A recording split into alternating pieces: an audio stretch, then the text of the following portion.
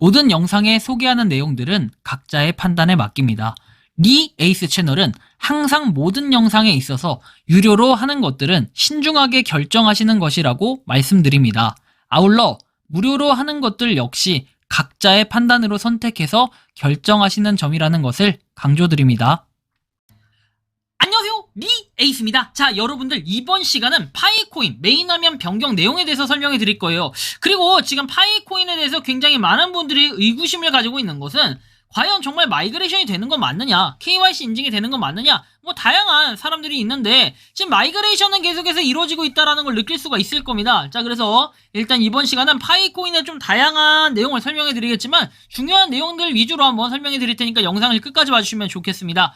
자, 먼저 지금까지 파이 네트워크는 계속 마이그레이션 중입니다. 한 주를 기분 좋게 시작하세요 해서 이렇게 글도 나와 있는데 몇몇 분들께서 또 제보를 해주셨습니다.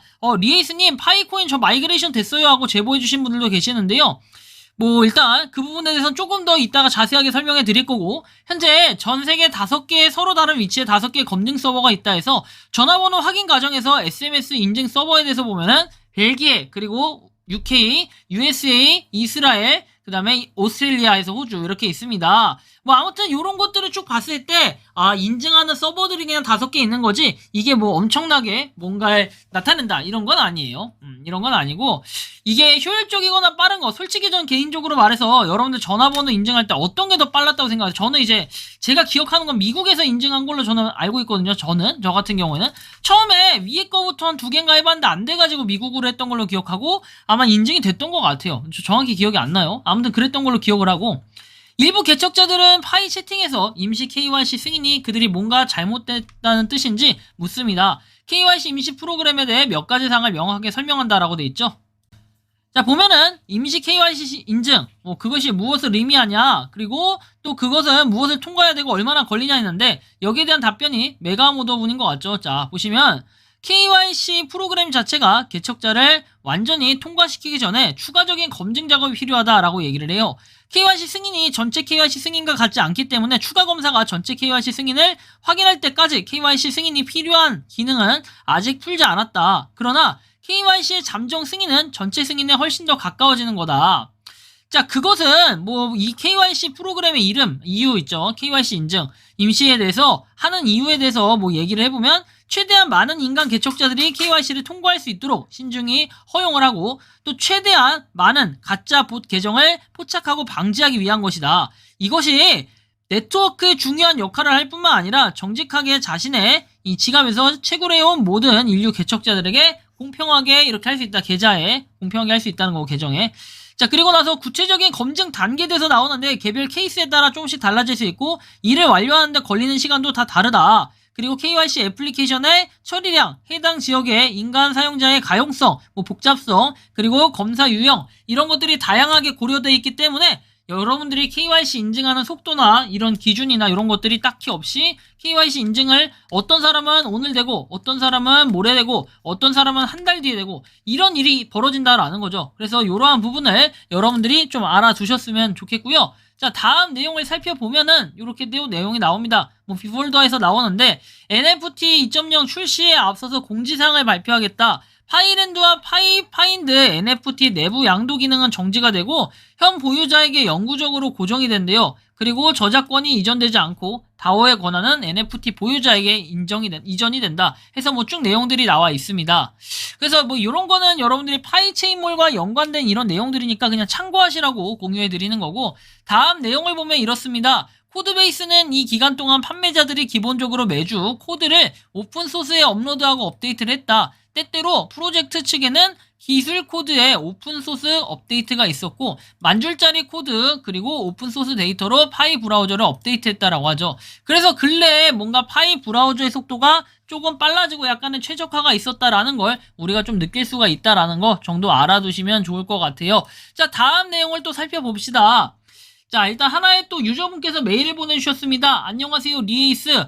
일전에 문의를 드렸었는데 기억하실지 모르겠네요. 그때는 기다리면 될 거라 해서 기다린 끝에 3개월 만에 드디어 마이그레이션이 완료가 되었습니다. 가장 먼저 알리고 싶어서 이렇게 메일을 보내요. 혹시 답변 주실까 막연하게 보냈었는데 답변이 와서 기뻤다고 합니다. 저는 전에도 말씀을 드렸지만 여러분들 그리고 구독자 우리 니치 여러분들한테 약속을 드리는 게 하나가 있어요. 뭐냐면요. 저 같은 경우에는 제가 메일을 보내면 답변은 꼭 드리게 돼 있습니다. 드리게 돼 있는 건 아니지만 드리려고 노력을 해요. 정말로 답장을 못한 경우가 간혹 있지 거의 답장을 합니다.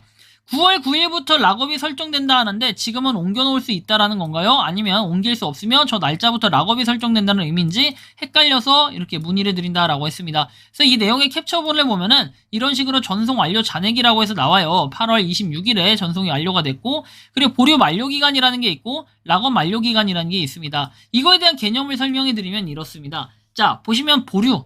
일단 여러분들이 이 금액이 뭔가 지갑에 들어왔다라는 건 맞아요. 하지만 여기서는 두 가지가 있어요. 사용할 수 있는 게 있고 사용이 불가능한 게 있습니다. 자, 사용이 불가능한 거라고 하면은 통상적으로 락업이 걸려 있는 것들을 의미합니다. 그래서 락업이 걸려 있는 것들은 바로 어떻게 된다? 여기 보시는 것처럼 일단 보류가 되어 있는 게 있어요.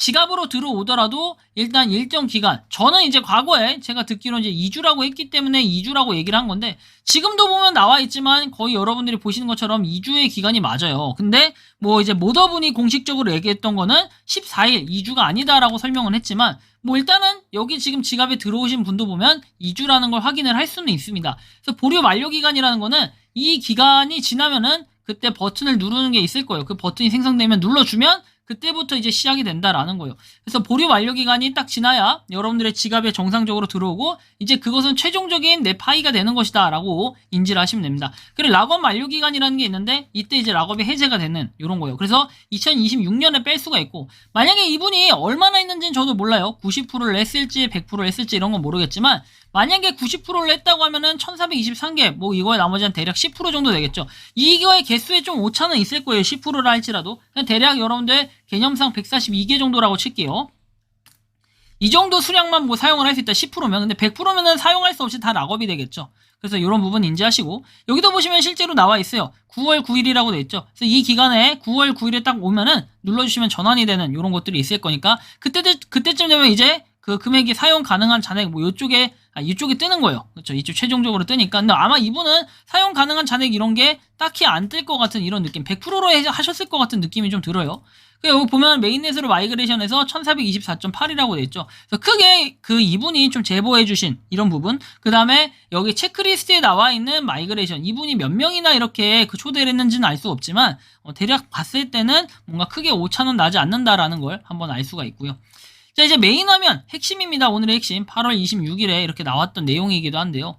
자, 보시면은 여기 나온 것처럼 파이 브라우저에서 항상 주소를 확인해라. 파이 파이 땡땡 pi 땡땡 슬래시 원래.점 파이라는 거.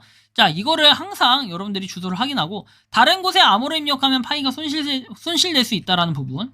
그리고 여기 나와 있는 내용도 파이 손실을 방지하려면 암호를 보호해라. 귀하의 암호는 파이 브라우저의 원래 파이 URL에 있는 파이 지갑에만 입력을 해야 된다. 그래서 파이 코어 팀은 이 구성원은 절대로 파이오니어에게 지갑을 요구하지 않는다. 그리고 암호나 이런 걸 물어보는 사람들은 사기꾼이니까 조심해야 되고 지갑 암호를 얻고 파이 훔치기 위해서 가짜 파이 로그인 페이지 허위 URL이 있는 경우 파이 브라우저와 같은 뭐 이런 거 제품에도 표시가 되기 때문에 이런 페이지를 만들었다고 합니다. 지갑 로그인 페이지. 그래서 여러분들이 반드시 요거를 보시고 유의를 하셔야 된다. 이게 바로 코어팀에서 최근에 발표한 내용이에요. 자, 다음 내용 볼게요. 또 궁금하신 부분이 많으실 것 같아요. 근데 저도 이거에 대한 할 얘기가 되게 많은데 보시면 쌍방 마이그레이션 그리고 이거 된 지갑 소유자만 가능한가, 중고 물품 아닌 새 물건 구입 후에 매매해도 가능한가, 뭐 이런 다양한 내용들이 있는데 1번부터 한번 볼까요? 쌍방 마이그레이션 된 지갑 소유자만 가능한가? 그렇겠죠. 사실상 그럴 수밖에 없겠죠. 왜냐면 그 사람들이 그래야 전송을 하고 주고받고 하니까요. 코인을. 자, 두 번째, 중고 물품이 아닌 새 물건을 구입 후에 매매해도 가능한가? 약간 물음표가 박히긴 하는데 뭐 가능은 하겠죠. 어떻게 보면 이게 뭔가 보여지기 상은 O인데 사실상 이게 뭐 X라고 봐야 될까요? 행위적인 부분이 어떤 식으로 이루어졌을지는 몰라요. 하지만 예를 들면 100파이로 내가 물건을 구입을 했다. A라는 걸. 그 A라는 걸 구매를 해서 A를 갖다가 되판다. 이러면 어떻게 될까요? 이게 되게 웃긴 일이 벌어지게 되는데 이럴 경우도 있잖아요. 이거는 현금 아니냐 이렇게 보시는 분들도 있는데 살짝 애매하다. 상황에 따라 조금씩 다른 케바케다라는 거고요. 거래 관련해서 어떠한 자료를 보유해야 되는가? 거래 내역. 여러분들이 거래했다는 그 내역과 그 다음에 전송 내역. 여러분들이 받거나 주었다는 그런 내역을 좀 캡처를 해두는 게 좋겠고요. 이건 좋겠다는 거예요. 나중에 여러분들이 만약에 OL에 사서 갑자기 동결이 될 수도 있잖아요. 여러분들 계정이. 그럼 이런 경우에는 이런 식으로 증명을 하면 되고. 현재 아이폰 매매는 정책이 위반되지 않는 거래인가? 물품 자체이기 때문에 뭐 물품을 자체를 만약에 파이로 구매했다 하면은 큰 문제는 되지 않겠죠. 이것은. 근데 이걸로 뭐 대리구매 이런 거는 솔직히 좀 애매해요. 아직까지는 그런 내용이 딱 안 된다라고 얘기하는 건 없었기 때문에 좀 애매하고. 물건과 파이는 어떤 방식으로 교환이 되는가? 또한 그 방법. 물건과 파이. 자, 일단 어떤 분이 판다고 글을 올려요. 내가 예를 들어서 뭐 아이패드를 판다.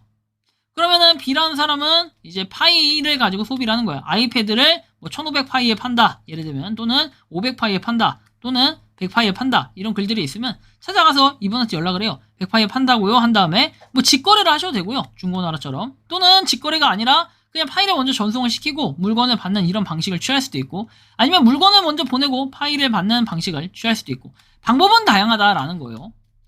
자, 쌍방이 현금을 주고 거래했는지 어떻게 아는가? 사실 명확하게 얘기하면 알 방법은 없어요. 그쵸? 근데 쌍방이 현금을 주고 거래했다. 그래, 진짜 알 방법은 없겠죠. 명확하게는. 근데 계속해서 매입을 하고 모으는 사람들은 한 번만 하진 않고 여러 번 한다. 통상적으로. 이런 건 좀 알아두셔야 되고. 메인넷 오픈과 상장과 같은 의미인가? 틀려요.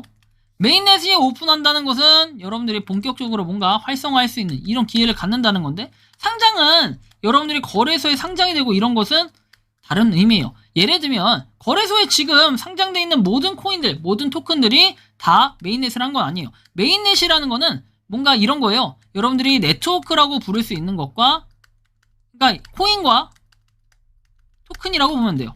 메인넷이 됐다라면은 코인이고 메인넷이 안 됐다 그러면 토큰이에요. 이렇게 좀 구분을 하시면 명확할 것 같고 거래소에 상장된 것들은 다양하게 있지만 이런 것들 중에는 대부분 토큰도 많다. 메인넷이 안 된 것들도 많다라는 걸 좀 인지해 주시면 좋겠어요.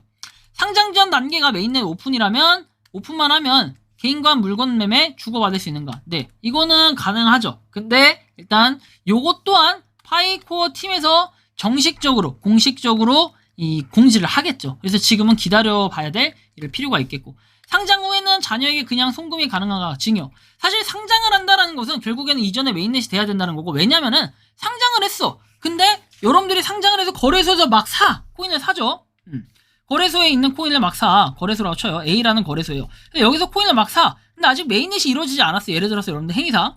자, 그러면 나는 거래소에서 정당하게 내 돈 주고 산 건데 그럼 여기서부터가 일단은 메인넷이 지금 아닌 폐쇄형 메인넷일 때는 현금 거래 안 된다고 했는데 현금으로 거래소에서 이렇게 사고 있다. 이거 자체가 말이 안 맞잖아요. 그죠? 그래서 결국에는 메인넷이 이루어져야 거래소에 뭔가 상장도 할 수 있는 이런 계기가 되는 것이고 그거에 따라서 여러분들이 거래소에서 사서 뭐 이거 증여를 한다든지 이런 건 여러분들의 자유라는 겁니다. 다만 증여를 할 때는 또 2025년도부터 뭐 세금을 뗀다 그러는데 이거에 대한 또 증여 정책은 아직 나온 게 한참 멀었다고 보지만 그런 정책 또한 나오게 되면 약간 복잡해지는 이런 기준도 세워지지 않을까라는 판단이 좀 드네요. 자, 그리고 한편 이런 또 내용도 나와요. 여전히 또 해킹을 당했다, 도난을 당했다 이런 얘기들. 자, 도난 당했대요. 228파이가. 그래서 도난의 주범으로 알려진 국기 게임 파이체인몰은 들어가 보지도 않았는데 왜 털렸을까요? 나머지 파이는 락업 걸어놔서 그나마 다행이고 락업 풀자마자 왠지 또 털릴 것 같은 기분이 든다. 지문인식으로 들어가도 파이가 해킹당해서 털리는데 파이 자체의 보안에 취약한 거 아니냐 이런 생각이 들고 이번에 털리고 채굴을 중단했다. 파이도 의심을 하게 된다. 그리고 아무리 조심해도 파이가 도난당할 수 있고 보안에 취약한지 제일 이제 확실해 보인다라는 이런 내용들이 나옵니다. 근데 저는 이런 댓글에 일부가 있더라고요. 첫 번째, 님이 비밀 구조를 노출 안 했으면 안 털립니다. 두 번째, 핸드폰에 스파이웨어에서 없으면 안 털립니다.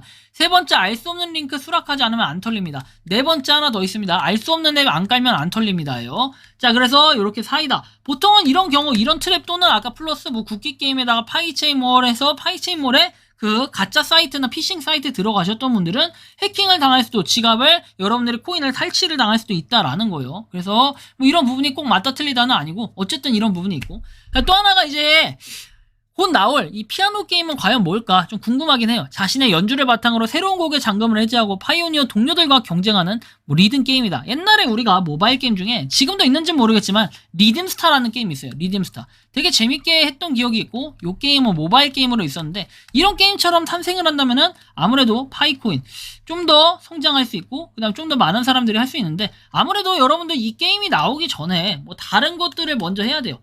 KYC 메인넷, 마이그레이션, 로드맵 이 4개의 주제만 해결하더라도 파이코인은 좀 더 앞서 나갈 수 있다. 하지만 이 4개의 주제를 하려면은 좀 먼 걸음을 향해 달려나가야 된다. 이런 생각이 좀 듭니다.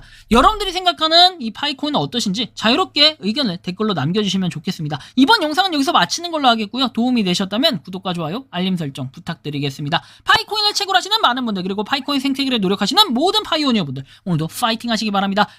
리에이스였습니다. 감사합니다.